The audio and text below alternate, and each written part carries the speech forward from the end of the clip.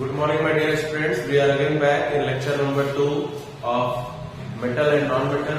In previous lecture, lecture number 1, we have already covered many of the topics like what were the metals, what were the non-metals, and what were the alloys, what were the physical property of both metal and non-metal, what was metalloid, all of these. After this, lecture number 2, इस lecture में हम लोग बेटा इन 4 topics को complete कर देंगे, क्योंकि एक क्विक रिवीजन वाला है तो हर एक टॉपिक को डिटेल में नहीं पढ़ने वाले, रिवाइज कर रहे हैं, ठीक है।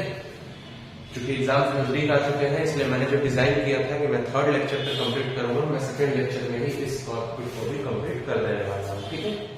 केमिकल प्रॉपर्टी ऑफ मेटल और chemical property of non metal, calcination और रोस्टिंग, इसको समझेंगे, ठीक है। So let's start.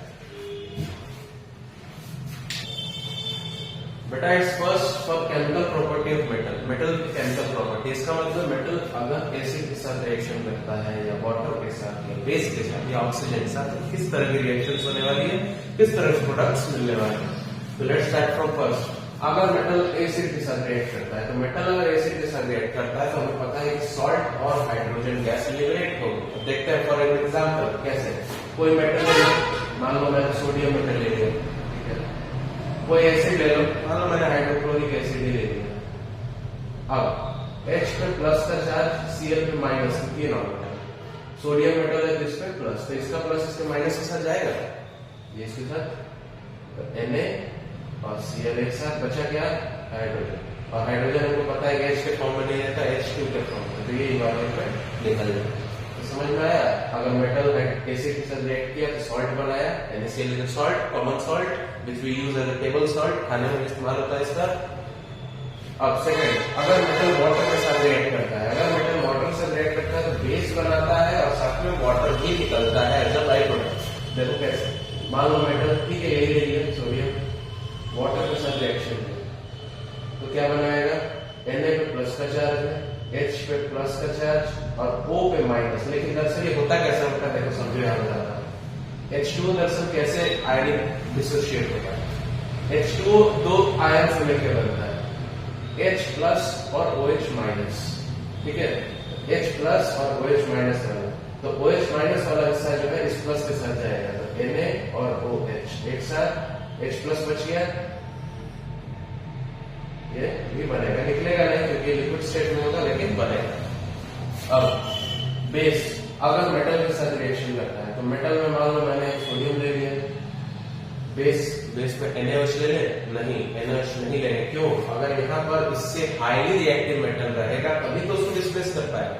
तो यहाँ पर हमें पोटेशियम लेना पड़ेगा, मतलब सोडियम से भी हाईली रिएक्टिव, ताकि इसको डिस्प्लेस कर पाए। क्योंकि उनको पता है कि जो हाईली रिएक्टिव मेटल होता है अपने से लेस रिएक्टिव मेटल्स को डिस्प्लेस कर देता है रिएक्शन। तो देखो होगा K पे प्लस का चार्ज, Na पे भी प्लस का चार्ज, क्योंकि दोनों मेटल्स हैं, और OH का भी मैंने देखा किसका चार्ज देता है, माइनस का, तो इसका प्लस इसके माइनस के साथ जाएगा, KOH बनाने, KOH, और Na भी निकलेगा, ठीक है, और साथ में हाइड्रोजन भी निकलेगा, ठीक है। आगे, अगर ऑक्सीजन के साथ मेटल रिएक्शन करता है तो मान लो सोडियम ही ले रहे हैं, तो क्या बनाएगा, Na2O, लेकिन ये बैलेंस नहीं लग रहा, बैलेंस कर रहे थे, इधर 2 Na, इधर 2 Na हो गया, इधर 2 ऑक्सीजन, लेकिन ऑक्सीजन 1 है तो यहाँ पर 2 करना पड़ेगा, तो ऑक्सीजन तो 2 हो गया लेकिन सोडियम 4 हो गया, इसको हम फिर से 4 इट इज बैलेंस इक्वेशन। ऐसा हो गया, this was the chemical property of metal. बेटा अब बारी है नॉन मेटल की केमिकल प्रॉपर्टी। अगर नॉन मेटल बेस के साथ रिएक्शन करता है, तो कोई नॉन मेटल ले लो, जैसे क्लोरीन है, कोई एक बेस ले लेते हैं क्योंकि बेस के साथ रिएक्शन कराना है, तो बेस में मान लो NaH ले लेते हैं, बहुत ही कॉमन और फेमस बेस। Na पे प्लस की चार्ज होती है, OH पे माइनस का चार्ज, इस पे माइनस होती है, नॉन मेटल आपको पता है।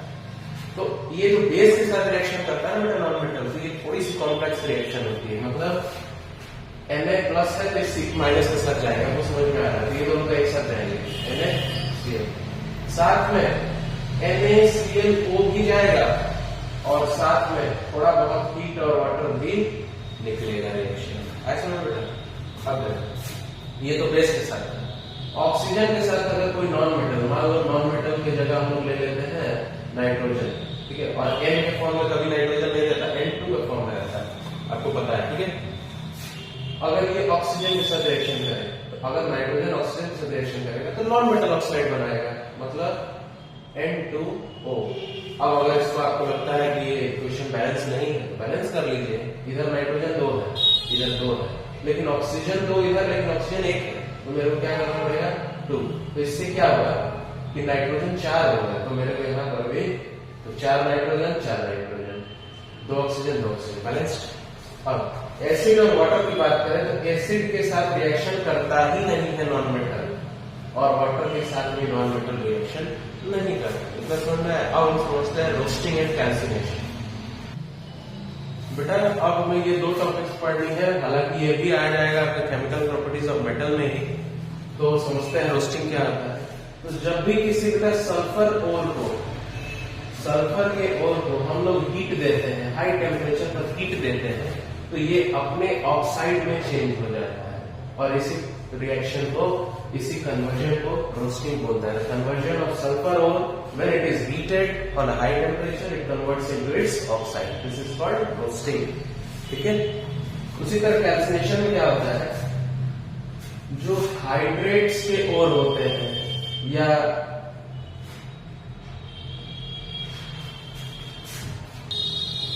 हाइड्रेट्स के बेटा जितने ओर होते हैं या कार्बोनेट्स के जितने ओर होते हैं, ये सारे ओर को जब हम हीट करते हैं at high temperature it converts into its oxide. मतलब या तो हाइड्रेट का ओर हो या तो कार्बोनेट का ओर हो, उसको जब हम गर्म करते हैं तो वो अपने ऑक्साइड में बदल जाता है at high temperature, this is called calcination, ठीक है। अब देखिए ये चैप्टर हमने लगभग रिवाइज कर लिया है, अब नेक्स्ट चैप्टर की शुरुआत हम अगले दिन कर रहे हैं। Thank you.